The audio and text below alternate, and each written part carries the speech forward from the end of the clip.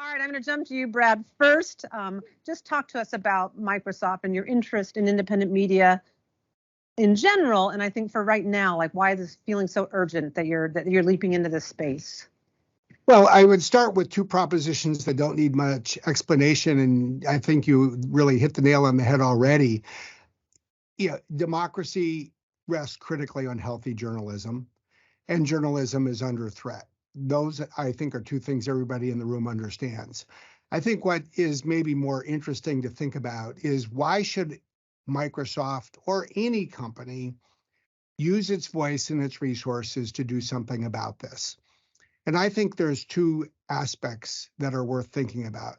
First, I think it is not only right and proper, but essential that businesses and people in business stand up for and help defend and promote healthy democracy.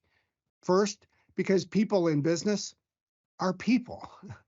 We leave the office, we have families, we have homes, we're parts of communities, and when we can vote, when we have freedom of expression, when we have the freedom to think and even the freedom to argue with each other, we have better lives as people, as families, as communities. But second, I think this is an important moment in history for people in business to stand up and actually say that business is good for democracy and democracy is good for business. And let me explain why. First, I think democracy is good for business because business depends on innovation. It depends on creativity.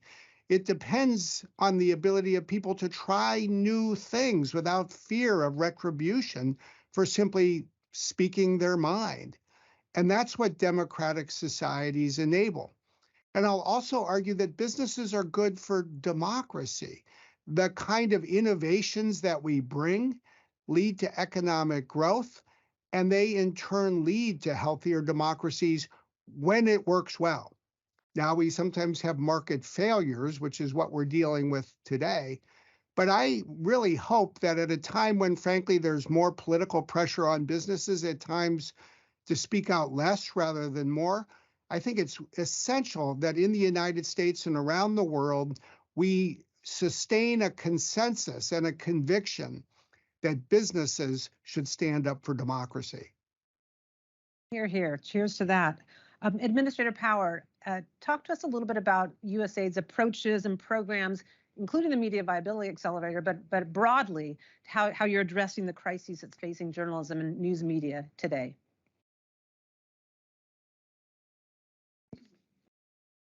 You're on mute. So smooth. Brad had an interest in me being unmuted because the first thing I was doing was giving a shout out to Brad and Microsoft. So the fix was in on that one. I could not be more grateful to Brad and to Microsoft, not only on this initiative, but basically my experience in this job is that when we have an idea for how to do something in the world that is going to make an impact, and we call Microsoft, there is a lot of enthusiasm to partner.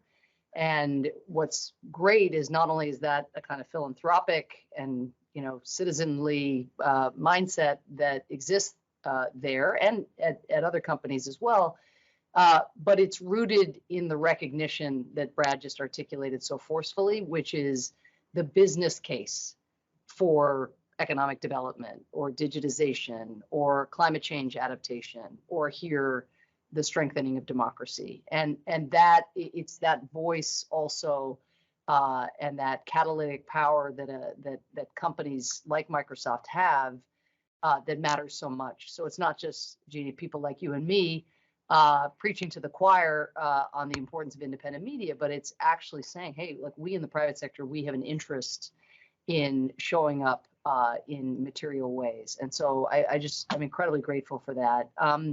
So first, before talking about what I think we can do and what the Media Accelerator, Viability Accelerator will do, which you've already alluded to, just to stay in the darkness, a moment longer, I think we have the data to show the importance of independent media in actually just improving citizen welfare. And so again, back to one of Brad's points, in communities that have stronger local media, citizens are more likely to engage with the local government and more likely to vote.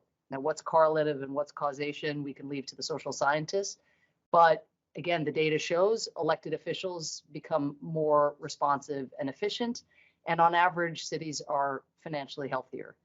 So again, you know, which comes first, the chicken or the egg, not clear, but these things have to go together. Independent media, of course, has long been talked about as a public good, and it's really only what some are calling a media extinction event that is upon us that is drawing more public sector and private sector attention to the need for sustainable business models for independent media all around the world and local media. Because what you now have is digital platforms, which I'll say talk a little bit more about in a second, entertainment platforms capturing more and more of the advertising and subscription revenue. And if you look at even just Facebook and Google, they captured half of the total global digital advertising spend in 2020. And if you look at their news feeds and TV newscasts here in the US, are losing now nearly $2 billion each year because people are getting their news, again, via these digital platforms instead. So you talked about the deserts and the effect that that has when people don't have access to local news. But basically, we see global advertisers staying away from markets in the countries where USAID works, that is very vulnerable countries often, or developing economies. And so, as Brad said, that's something of a market failure here. The market trends are fairly straightforward, but we are not passive in the face of those trends. And I think that's what makes the Viability accelerator really, really exciting. And so let me give you just a couple examples before turning it back to you. So Moldova, a place drowning in willful misinformation, USA launched something called the Media M initiative, where we worked with local media outlets to develop a membership system to increase subscription sales and to improve marketing strategies. And I met with the people who worked at the independent media that were making use, again, of this technical support. And what we've seen is over the past 3 years, this effort, this intentionality has increased the outlet's revenue, who've been, again, aided by this program, increased revenue by 138% and online reach by an average of 160%. And indeed, one of the outlets that we're supporting in this way was the most visited outlet in all of Moldova, right around the time that the pandemic started, as people sought out fact-based information. And indeed, about a quarter of all registered internet users in Moldova accessed one of these outlets, again, benefiting from this market orientation. I'll give you another example. In Nicaragua, which is, of course, now notorious for attacks on the media, there's a really important outlet called La Prensa, which was brought to the brink of collapse by concentrated government pressure. You saw fines levied against La Prensa. You saw paper and ink and other supplies that were being imported, impounded, causing La Prensa basically to suspend and lose out on the essential revenue that print media was still offering. And then, of course, arrests, including of the general manager and the flight of staff to neighboring countries. So as a result of all this, La Prensa moved entirely online, but they had very little experience making that transition. And so what we did is we conducted a detailed assessment of the business structure, because again, we have to think about business models. We have to think about making money, not USAID making money, but these private enterprises. And we provided an infusion of emergency cash assistance, which was important, I'm sure, in the short term. But much more importantly and enduringly, we sat down and worked with La Prensa to work through what a plan around significant restructuring to stabilize the financial situation would look like. And then with assistance from our partner NewsGain, La Prensa focused on improving its website. It focused on using new software with better information on audience, on click rates, on sales data, and then tailoring what they were doing on the basis of data. I mean, again, these outlets are getting shuttered all around the world, either because of political pressure or because of market forces, but we don't all have to be bystanders in the face of those trends. And what we have seen, again, we haven't really scaled this, and we hope with the Viability Accelerator that we'll be able to do so, is that this kind of planning around who your target audience is, how you seek advertisers in a more sophisticated way, how you show to those advertisers the benefit of actually investing in these sites, can make a major difference. The other thing, the last thing I just say as an example of what we're doing and a kind of fresh approach I was just talking to Brad about offline, is one of the corrupt actors or the oligarch or the repressive leaders' tools, sort of new tools in the toolbox here in the 21st century, and especially in the last 5 years, is the lawsuit against the plucky independent media or local news outlet or even anti-corruption organization that is doing an investigation where people with a lot of money have an interest in keeping that money and in keeping sunlight away from what they are doing. And so we've actually just launched something called Reporters Shield, which is an insurance fund for journalists doing work that is politically perilous. And journalists will be able to buy in. It's basically a global public good because it's in everybody's interest, as we've discussed, for independent media to not only survive, but to thrive. And so we are trying to resource that now. We're making an additional USAID commitment, and we brought in some foundation partners at the beginning. But imagine, again, a journalist who just knows the bargaining advantage that the corrupt actor has and the ability that corrupt actor has to throw money at the problem. What does the journalist do in the face of that? And how do we create, again, a model where journalists can sustain themselves as they do this work that we know is so critical for our societies?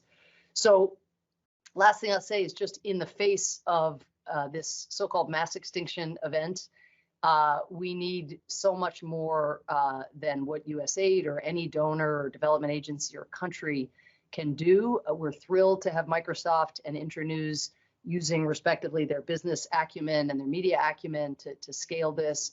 But we have a mindset here at USAID now, which is progress beyond programs. So we have a program now that is enshrined in this Media Viability Accelerator. But the question is, how do we catalyze others? How do we leverage the financial resources and technical knowledge, of companies like Microsoft, of organizations like Internews? How can we crowd in other actors to support this effort, given, as Brad articulated it, the society-wide interest we all have in sustaining this form of accountability and this check and balance that is so vital to all the other needs that a society has. And so that's the call to action in closing, which is we need more partners. This is a true partnership from the ground floor between government, civil society, and the private sector. And yet we're only getting started. And so would love folks who are in the room there to talk about this. We have 5 other organizations that have pledged technical financial support for this initiative, but we are looking for more partners to join us. And I think it's a chance to be a part of a really cutting edge effort internationally, but one, of course, that has great resonance given the needs in our own democracy. So thank you so much. Thank you so much for joining us. And I totally agree with that. Intentionality can really make a huge difference. And let's go beyond the program to really make some real progress. I want to note that La Prensa is in the room. We're very grateful to have a representative from there. I know you both need to run quickly, Brad. I could have one more question for you. I just want to check on a time check. We're thrilled to have Microsoft as a partner. We're pretty good technologists, but I'll say it's comforting to have Microsoft as a partner. Can you talk a little bit about how your team is engaging with the accelerator, and even if you want to go broadly about how your products are supporting the news media, but whatever you have time for here. Sure. Let me just offer a few thoughts. And I know Teresa Hudson from Microsoft's in the room and will be part of the panel that will follow. But first of all, I just want to say thank you USAID is really the one that is making this happen. Internews is making it happen, and we and Microsoft are supporting it with the kind of technology and data tools that I think can help media organizations become more successful. I do think it's worth reflecting on the fact that most, not all, but most media organizations actually are businesses. And that means that they at least need to ensure that their revenue is equal to their costs and maybe even exceeds it. And if you look at the history of media around the world over the last 50 years, we were just touching upon it a moment ago. Let me just remind us all of just the US data. It's better and worse in some ways than some other countries. But over 50 years in the United States, subscription revenue for US media organizations, newspapers, has gone from 10 billion to 11 billion. So it hasn't kept pace with inflation, but it at least has kept pace with itself nominally. Advertising revenue for newspapers have gone from $50 billion to 10. So in effect, $60 billion of revenue have been turned into $21 billion of revenue. What do you do when you lose 2/3 of your revenue? You cut 2/3 of your costs. That's sort of this fundamental market challenge, and I'll even say market failure, given how important this is. And so I just don't think that the media can cost cut its way out of this problem any further. It's got to find new ways to grow revenue. And as you were hearing, that requires data, and it requires insights that can come from data. And that comes with the tools that exist today, like our cloud services, Azure, our data intelligence platform, Power BI. It'll be even better in the future with the assistance of AI. And then the ability for successes to spread using technology as a platform so people can learn from each other. And in closing, what I'll just say is, in some ways, what I find is the most important, and to some degree even the most powerful and inspirational, is I feel that the fundamental strength of every democracy was in some ways captured the best, interestingly enough, by a book entitled Democracy in America, written by Alexis de Tocqueville. And even though it was written almost 190 years ago, what he fundamentally captured was that democracy in America, and in most democracies, is a three-legged stool. It is the public sector, it is private sector, it's the business community, and it is civil society. It is the nonprofit sector. And a lot of times within a democracy, we spend most of our time, frankly, talking about the tensions between the three legs of this stool. But what sets us apart from the world's authoritarian governments is the power of each leg. And when we find the way to build on each other, which the MBA is all about, that is how we sustain democracy in America and around the world. And so for us to be a supporting actor, I will say, and as part of this three-legged stool, this is just extraordinarily important to us. And we couldn't be more happy and excited to be part of this initiative. I want to thank you both. Brad, I want to thank you for your long leadership in the news and information space.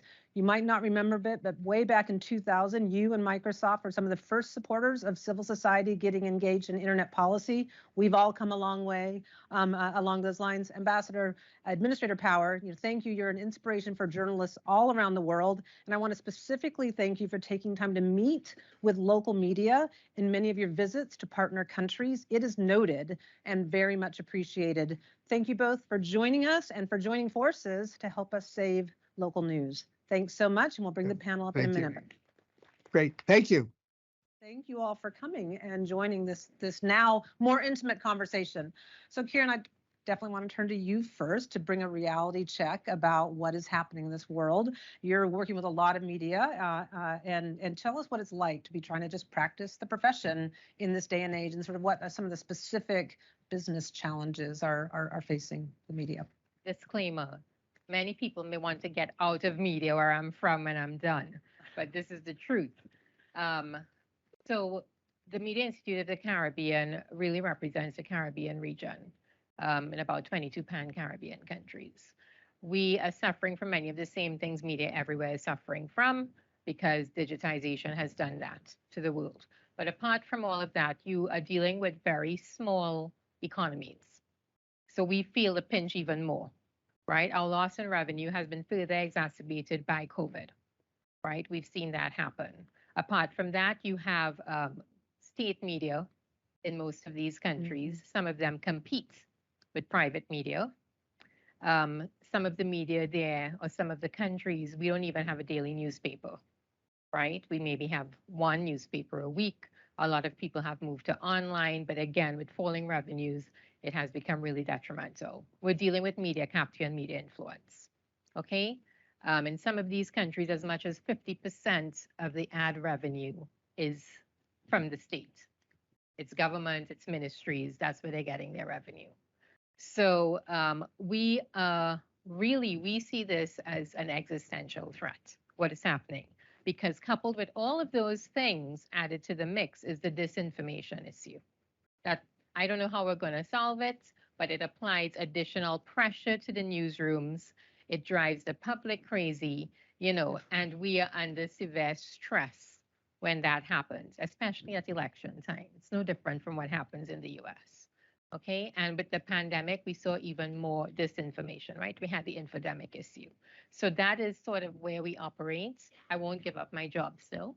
I love it, right? We owe it to the public to ensure that we cover everything that's important. But more and more, we've seen that journalists are having to pick up secondary jobs. So during the pandemic, we did a survey when we realized this was happening, and some newsrooms actually cut their staff in the newsrooms. So we did a survey of the journalists, and throughout the region, what we found was almost half of the journalists had to find alternative source of income.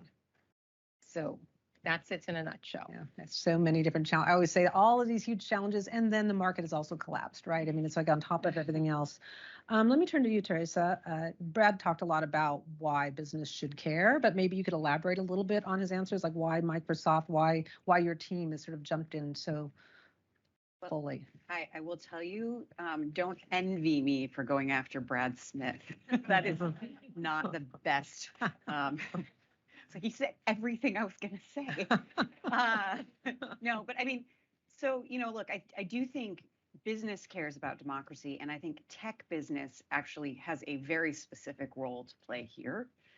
We know that technology has done harm to journalism, and so we really think we need to find ways for the technology to help, bolster journalism, bolster democracy, and it's actually a responsibility that my team is corporate social responsibility driven, right? It's tech and corporate responsibility. It is our responsibility to apply our resources because, as Brad said, democracy is good for business. And, I think something like 95% of our revenue comes from democracies. So it's actually good for our business. We need democracy to continue to exist. And we need journalists to hold power to account. And that includes companies, that includes business. We need business to be trusted. We need our institutions to be trusted again. And, I think journalists play such an important role in that. And can I just follow up on that? Because I think that point about like 95% of your business comes from democracies. And that's such a powerful statement about why business should engage. Sometimes we're frustrated by the lack of sort of jumping on that. I mean, sort of, I don't know, how do we do a better job at sort of, we talk to the ad industry a lot. It's like, hey, you should really care about this. So what, any tips for how to better journalism? I think journalists, we need like better news, out there. Yeah. No, I mean, I don't know. I mean, I think it is some of that's on people like Brad, people like me saying that out loud to say, to sort of hold our peers to that as well, and to remind them that they likely get a lot of their revenue from strong democracies as well. Yeah, it's such an important point. Ro, I know that media is one pillar of many things that you're doing to sort of support democracies around the world. Maybe you could talk about how it integrates with your broader strategy. Yeah, absolutely. I mean, first I would just say that I was in the center about 8 years ago as well, and I could see the evolution and focus in the media sector. And I think it is because of the challenges it's facing, but I also think because of the role and the opportunities in front of us. And what I mean by that is, I know we often talk about the media, the role of holding entities, government, private sector, others accountable. But I think it's that piece of informing people about their everyday lives, that public debate, creating a space for public debate, that we're not seeing as much these days. And I think media plays a crucial role in that, and we have to continue to enhance that. And it's also one of the reasons why it is on the attack, right? It's because of the value, the power, the influence of it that puts it on the attack in so many of these authoritarian countries.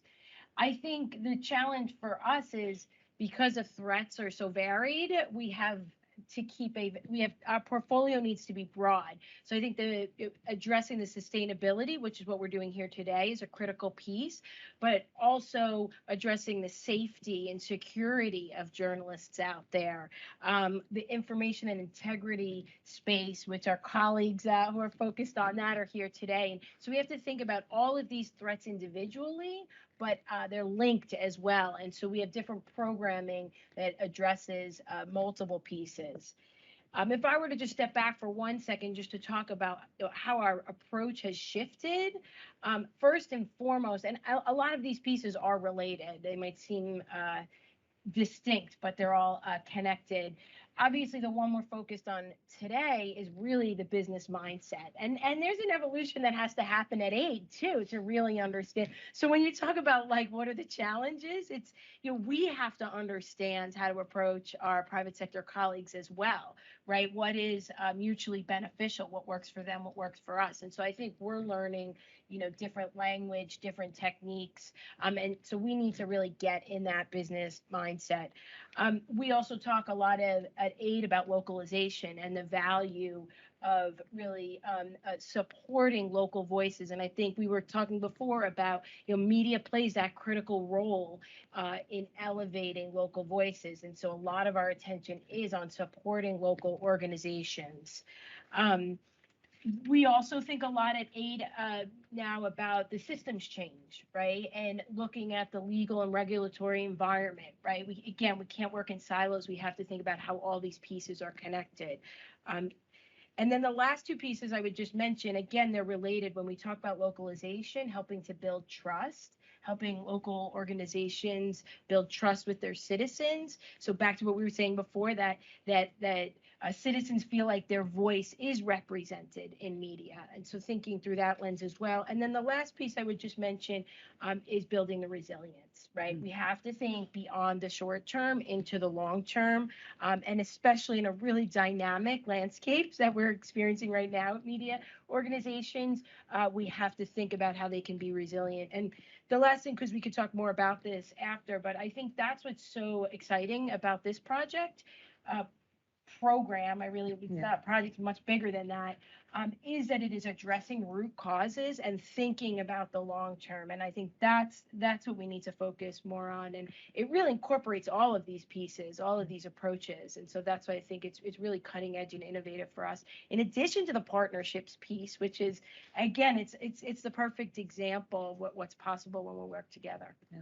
I am going to open it up for questions in just a minute, and I know many of you in this audience, so I know there's many, many questions and insights to be had. I just want to ask a couple more questions, and Kieran, I'm going to go to you. Sort of in your wildest dream, if there existed a platform that could solve all the business problems facing the news media, what would you like to see from that platform? What would you like to see? I want to multiply that by 10 in this instance. But, I think that the cooperation among those independent news media outlets is very, very important. And that's because we have to pull on each other's strengths. Mm-hmm. We've definitely seen that in the Caribbean region, right? We do that even today. We do it informally, but we do it. I think that, understanding the perspectives and what's trending and what's happening and how can I tell those stories more effectively or take a new spin on the story, a new perspective. I think that would also help. I have that crystal ball and I can actually see what's happening. I think the other thing that I would probably look for inside of there is how can I amplify my message? Here I am, I'm covering an issue that is not probably as widely circulated, right? Because it isn't done by an influencer, right? But it's a very important story to the public. It is in the public interest. And I think if my partners saw it and others saw it and funders could see it, they could then say, listen, this is something we need to amplify. This is something we should support. Let's go after this, because a lot of These smaller media outlets, they don't have that. They don't have the ability to amplify the messaging. And so those would just be some of the things. We'll keep working on it together. And Tracy, I'm going to ask you one more question on the technology. I was going to ask like how the technology sort of can help fuel sustainability, but I just have to ask what's on everyone's mind here, generative AI and ChatGPT. How does that help the news media when we're trying to tackle some of these issues? So one thing I was just thinking, I will answer, but I was just thinking as you were talking that, one of the, I think social networks have gotten a lot of bad heat. But I think the thing that they tapped into, which is super powerful, is networks. And I think that's what you're describing. And this is a network creation that I think is really, really needed. And I think that's very powerful.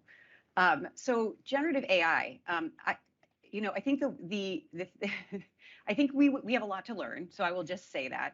But I do think that when you think about a lot of things that cost a lot of money in a news organization, AI will help with those things. AI can do translation services. AI can do copy editing. AI can take a lot of the sort of these new language models can take a lot of the costly parts of running a business and lower the costs. And I think if we can figure out ways to build those sorts of uses into technology, I mean, it can, you could feed in transcripts and it will spit out an easy sort of summary of what happened at a city council meeting or a sporting event or something like that. And so I don't think it will ever replace journalists. I don't think it will ever replace humans, because I think we need humans. We need humans' creativity. We need humans' judgment. We need humans, understanding of the world and context setting.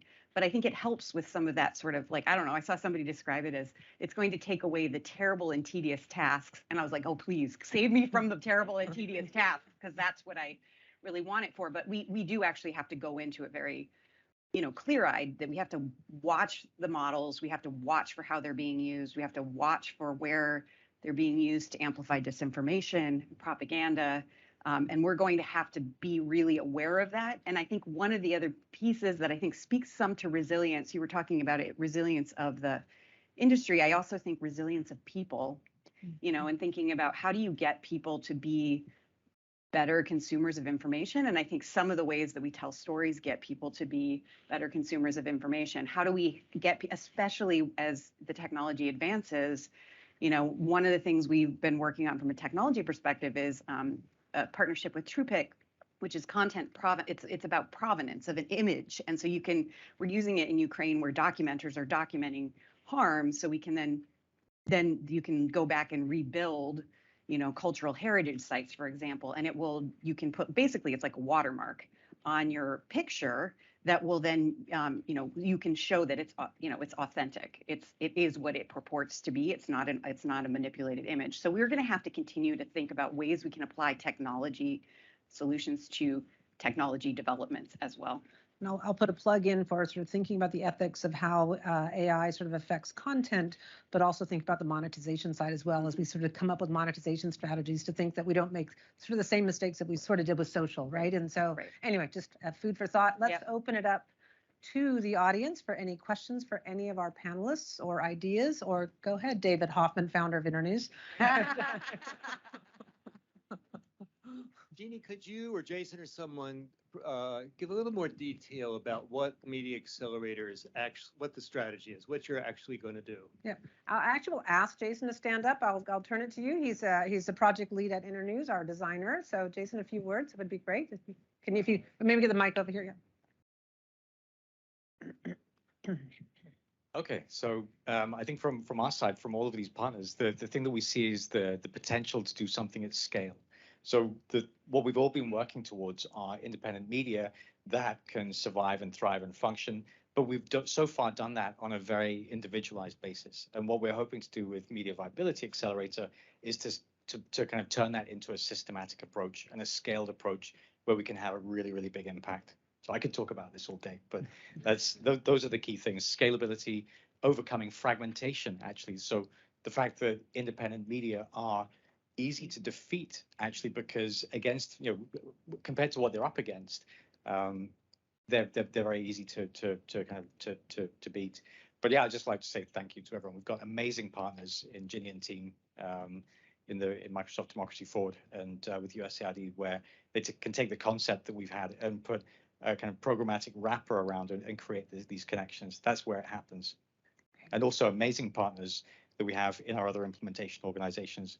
So Sembra Media, Free Press, IREX, GFMD, and Thomson Reuters Foundation.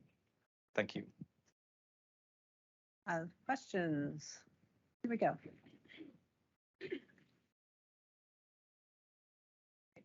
Sarah Bushman from IREX. Thanks everyone so much. This is probably more for Teresa, but the whole panel. So thinking this early, in terms of building something, this is especially on the tech side, but for all of us who are working on it, what are the considerations going into diversity, equity, and inclusion? And I'm thinking, what are engineering teams going to look like, design teams, and is there sort of an intention to make sure that that all kinds of different voices are at the table when we're actually putting this together? It's a great question and a great reminder to make sure that we're doing that. That is sort of how we think about building, at Microsoft, but I think we really need the voices in this room. We need the voices on the panel to help us do that and to make sure that we are considering the voices that partly because we're looking at it through a very specifically US lens, like that's very specific. And so that's why we need kind of to have global partnerships to think broadly about the questions that you're asking. I'll just add on that a little bit. I mean, we sort of have the double whammy of sort of technology being traditionally male dominated and the news media being traditionally male dominated. And so you have like this double filter that we need to sort of fight against as we build. And so there's, appalling numbers, as you know, when it comes to women engaged at every level of the industry. So definitely something that I think that we need to pay very, very careful attention to. Yeah.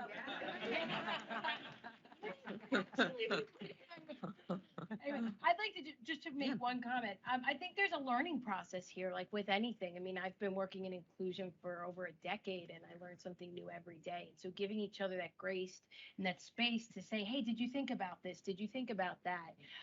And then giving time to make that adjustment and say, I didn't think about that the first time around. So just creating that environment where we're willing to learn and be open, but bringing in enough diverse voices so somebody's flagging it and saying, did you think about this? Did you not think about that? I think that's one way to create that environment so we can improve, because we won't get it right out of the gate. No. It's just we just have we one will try. lens. We'll Yeah. aspire to. We're not going to not We all try. have our But lenses. So, yeah, but yeah. that's why. Yeah. Courtney. Thanks so much. My name is Courtney Radge, various affiliations. I just wrote a report for Internews that came out today called Understanding and Responding to Global Emerging News Threats, where I interviewed journalists around the world about what they need. And one of the things they need is market research, information about the data to use it. So that's, I think, a great solution. But one of the things that they also raised a concern is about playing to the algorithm, about the role that more information about traffic, et cetera, is going to play. And so a couple of questions. One is, how are you going to prevent, this is going to be really useful, but how do you prevent it from kind of distorting the programmatic goals or donor development goals to be around things like traffic? Because a lot of the reporting that people are doing, that these organizations are doing, aren't necessarily designed to get a lot of eyeballs. They might be serving a really specific community. They might be designed to be accountability journalism, investigative journalism that, again, isn't about like, hey, we got all these eyeballs, but we had this type of impact. Are you going to be able to track impact in there? And then also one of the things that came out is just how much information about markets and media are embedded in the reporting that the media assistance community does. And I'm wondering, is there a role for AI to like get some of that information out, and how can that potentially also be incorporated into the media viability partnership? I know that's not this stage, but how can we be thinking about this as, really awesome structure that could provide solutions at scale but beyond where we are, right at this moment. Karen, I don't know if you're comfortable jumping on this, but again, since you're representing news outlets, right? I was alluding to that earlier, right? That some of these stories that are really stories that are in the public interest, they don't get to be told. But now you have an opportunity to amplify them because the people who are supporting a lot of these causes, a lot of these interests, they get now to see what is out there and how can they further build the capacity, but also help spread the message. So I think with the larger news outlets too, they will see it. We've had the experience. We have a multimedia news platform, the Caribbean Investigative Journalism Network, and we saw that, okay, here's a story on human trafficking. And if the newspaper published it locally, they would get maybe 90,000 in their audience. But that story was picked up not just regionally, but outside of the region. We got to 7 million. So the story was amplified. So that shows that the potential is there. And I think that's what we have to do. We have to be very careful that the system is not abused, as a tool for company X to say, oh, they have shares, they have lots of traffic, drop the advertising there. That's not what it's supposed to be for. But I think, it's early stages, and that's why this discussion is so necessary, because these are some of the learnings. I mean, I can tell you, and I'm glad that, that the people in the room for assembling it are here, because one of the things I would like to see as a journalist and head of a news organization is that we can get the source of this information inside of this model. Because in our countries, disinformation has been a big, big issue, right? Not just in election time, but generally, right? And so can this accelerator pick up where those stories are coming from and how fast they're spreading? And can the smaller news organizations, the independent ones, the ones who hold all of these people accountable, be able to see that and respond in faster time? That's one of the challenges we have, and so I think that when we work together and we put our heads together, these are the things that we're going to work out. But I feel confident, having seen and having been at some of the discussions, that there is a way that we are going to be able to promote things like the SDGs and everything else that there is. Maybe I don't think Microsoft believes it knows how to do the underlying work. And so that's why it's actually super important to have Internews as the sort of aggregator of the journalists and the news organizations to say what you're saying, which is, what do we need? What do we think will break things? What do we think will be good for things? And then it's up to us to say, okay, we can use technology to help. For example, if we know that there is a group of organizations that likes to report on very specific kinds of stories and not get lots of eyeballs, but is a very specific kind of humanitarian aid, for example, then do we build that into the platform to say, if you're this kind of organization, you can find business models that have worked and there. And I think that's the role that Microsoft should just enable all the scenarios that you all are saying it needs to. So And I'll just stress, even in the design process, which is very much happening right now, and the design team is all here, is that there's a piece that's the technology, and there's a giant piece that's the community, right? And we have a goal it was started at 200, went to 500. Is it 1,000 that we want to do beta? Getting news organizations with us, experimenting with it while design for exactly these issues. we're going to up the ambition. It's going to be 5,000 by the end of the meeting, just so you know. I work at Internews now. Oh my goodness. Anyway, all right. Yes. Hi, Heather Gilberts from the Center for International Media Assistance, or CIMA.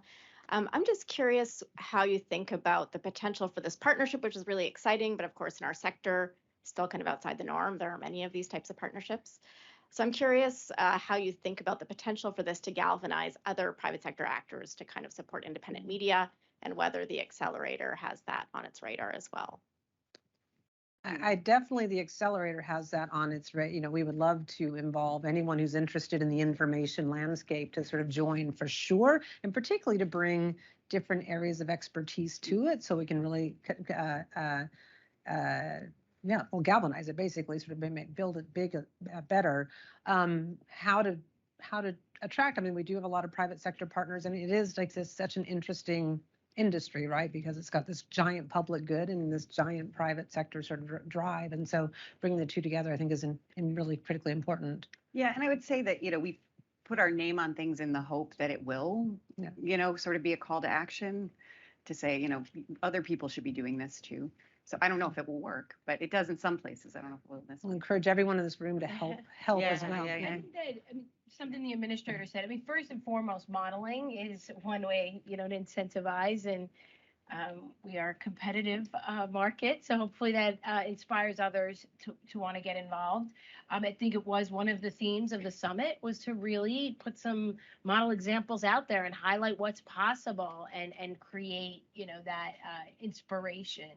So it is part of, I think, the theory behind at least, the summit. And I think what the administrator said too, I mean, that's where aid needs to be doing more of this, right? We want to focus on programs, but we want to focus on using our convening power or leveraging all the influence that we bring to the table to go talk to partners. If it is about a program or, something much bigger, that's, I think, what we're trying to take to the next level. And so it's a shift for us as well, right? We're like, wait, no, I just have to do my design. And no, okay, who do you want me to talk to? I have to go, spend my time now out there persuading, encouraging. So it's a shift for us, but I think that's the charge we've been given. And I think this is one great example of it, but there's so much more to do to expand the partnership and get others.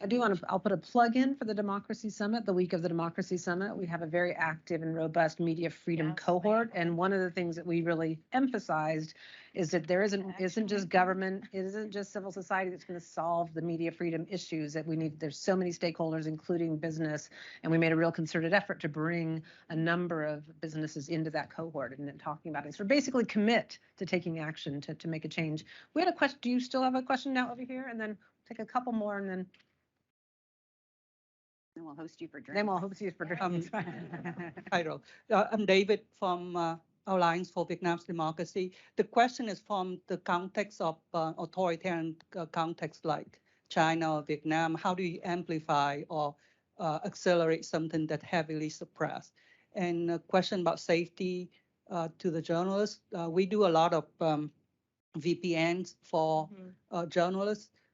Is that something that can be built into the whatever model that you have to provide safety? I mean, certainly safety, certainly privacy, certainly these types of things. We're equally concerned and have teams that think about it as, working with organizations like yours every day. So absolutely, those will be part of the partners. I want to say any more about that, but good. George here. Hi, good afternoon. George Papagiannis, a former Internewser, maybe a recovering Internewser. I think there may be an 800-pound gorilla in the room, and I think that might be media literacy. I think media literacy is a very important component about what we're trying to do in terms of having viability. I am currently working in Sudan, and I know that 60% of the population of the youth population represents 60% of the total population. And they get most of their information from online sources, Twitter, Instagram, Facebook. And there's clearly a lack of media literacy and how they are able to just, make judgment about what's fact and what's fiction in a country where there's a lot of misinformation and disinformation that is in play. And I think if we're going to reach the point where we can have viable media, we need to be able to, I guess, re-excite people about the importance of these type of media organizations that we grew up with. I had the New York Times delivered to my door when I was a kid. I grew up with it. I found out all about the world through the New York Times. Now that might be for better or worse. I don't know. I think it was for better, and I'm pleased about it. But I'd like to maybe get a comment from the panel about how do we deal with the fact that we see a migration of a very, very substantial part of the future of this world, not only of this country, but we see a migration to social media, moving away from established media enterprises. And what does that mean in terms of being informed, being a good citizen, It's one of the biggest challenges I think we're going to face in Sudan, and perhaps in the other some 43 other countries in Africa and other countries around the world that are not democracies and are really run by despots who have an agenda. Yeah, we have a lot of very talented approaches to dealing with media literacy around the room. A shout out to IREX and their really extraordinary programs, but a lot of organizations in this room are tackling that. But I want to actually, Kieran, turn to you about how you're attracting young people. Media Institute of the Caribbean just completed for UNESCO a study on disinformation in the region, but media literacy came up very high, very similar to what you're talking about. And there were some recommendations that were made. So I think UNESCO is going to be directing that as part of their global agenda. But one of the things that we did see that could help solve the problem, and it's not going to be solved overnight because it's going to be a whole habit change here, is that there needs to be more work done with private sector government and within the school systems. That's one of the things that came up very, very high, and that was in talking to a lot of people who were influencers. So I think that we have to have the discussion about media literacy. We have to do it urgently, but I see that working in parallel with something like the accelerator. And my hope is that UNESCO, because they've not just done it in the Caribbean, they've done it in other places, and other places had similar findings, is that they will also be working on the media literacy side, but it cannot take just a UNESCO to do it. It is going to need private sector, it is going to need government support, and we have to get the communities involved. But I mean, that was our finding. I know we had one other question back here that I'm going to ask the panelists to sort of respond to what your organizational call to action is to join, and then we'll do some closing because we do have a party coming as well. So, Hey, I'm David Newton from the State Department, and I had a question for my USAID colleague and potentially for Teresa. About 5-10 years ago, we saw removal of term limits as kind of a red line in some of our programming and who we were and weren't going to work with. I'd like to touch on something the administrator said about libel lawsuits, which I've seen in places like South Sudan and Hungary and even Togo, places which we are doing actively programming, but these libel lawsuits can be crippling to these journalists and basically leads to a lot of self-censorship. So are we working some of this kind of, I know we have journalistic community kind of programs where we're advocating for this, but are we working this as kind of like elevating, spotlighting this issue into some of our ongoing programming? In the way we did with term limits. So the question is, are we spotlighting these challenges? Is that it? Yeah. I mean, I think the Reporter Shield is kind of one way that we're spotlighting it. I mean, the administrator has said that program and this issue set probably more than any democracy, rights, and governance program I've ever heard. So I think she's trying to do that. I think she's trying to elevate the issue. Now that's one program, right? So I think, the charge for us is how do we then, look at the data, see where it's particularly challenging or where it might be excessively bad. I mean, I guess, and then we could maybe have a more concerted conversation, with our development colleagues working in that country. That would kind of be like taking it to the next level, right? Going from programs to then now putting it on the agenda. When we think about our whole development portfolio, or when we work with the State Department and think about the broader foreign policy context, again, that would be a progress beyond programs, right? It's one thing to do the program; it's another thing to advance it. I also just want to highlight real quick, because I know now I am in between us and our drinks, but I think we do have three colleagues here. Back to the question before about media literacy.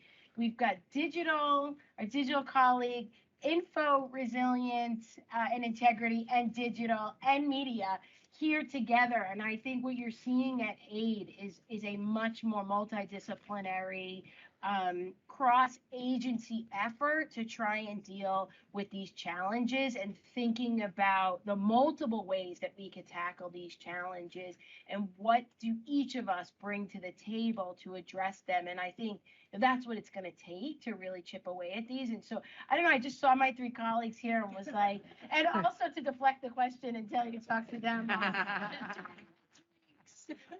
I do want to put a plug in. There's lots of organizations working on this issue for sure. As part of the Media Freedom Cohort of the Democracy Summit, we had the high-level panel of legal experts for media freedom who sort of led a whole working group, pulling in together dozens of commitments to sort of addressing some of these legal issues. The Committee to Protect Journalists is in the room, very actively involved in these issues. So I just, across the board, totally agree that this is a fundamental issue and lots of expertise out there thinking about it. So, all right, call to action from our panelists as we sort of close up. Kieran, we'll go to you first. I mean, my feeling about all of this is, look, to solve the problems, there has to be a collective effort. I think this is a very good foundation for that. I also feel that we have to keep in sight what is at risk. Our democracy is at risk. That is really what it is. And I have a saying, and my saying is, you can be a warrior, W-O, or you can be a warrior, W-A. I choose to be the warrior, and I think that's why we're all That's here. good. All right. Yeah, that's awesome. That close. That's Hard. rough to do not have anything inspirational like that. Mine was actually more just to keep challenging us at AID. I mean, we have some of the most creative colleagues working on these portfolios, but if there is an opportunity or something that we're missing, please engage us and push us further back to, progress beyond programs, because sometimes it just takes, that phone call once, twice, 3 times, 4 times to just say, maybe we move in this direction. So that's number one. And then what I was talking about before is learning the language of the private sector and others. Again, just keep that learning environment where we're all helping each other, because we might not get it at first, but I think, if that's the process in a partnership is to be helping each other out and filling in where the other might not have a level of expertise. So just holding each other accountable, I would say, in a learning environment. Warriors, not warriors. I stole that. No, I think the important thing for all of us to do is figure out what we really specifically bring to bear. What is our area of expertise, and how do we bring it to bear to address the problem? And I think maybe the other thing is to be creative. Just be creative. Think about ways technology can solve problems. Think about, the reach of technology, the speed of technology and technology innovation. And then I think I very much echo, hold us accountable and say, like, no, that's breaking things. Stop breaking things. Please help us fix the things. And I think that's a super important conversation to continue. My word is really about community. This is all about the building a community. It's a partnership. We have definitely different areas of expertise, from Microsoft on the technology side, from USAID on helping bring together the international community, to the civil society partners all in this room. And I do want to give a shout out to Free Press Unlimited, to the Global Forum for Media Development, to IREX, to Sembra Media, for Thomson Reuters Foundation, for helping us as we're sort of building this design, and for being here with us today. So really, we have a site on our website that you can sign up to be part of the team. So go to internews.org. We have a whole bunch of people here who are working on it. We can go talk about it some more over drinks, but we really, really appreciate a full room on a very busy week in Washington, D.C. Thank you all so much. Amazing panelists. Thank you. Thank you.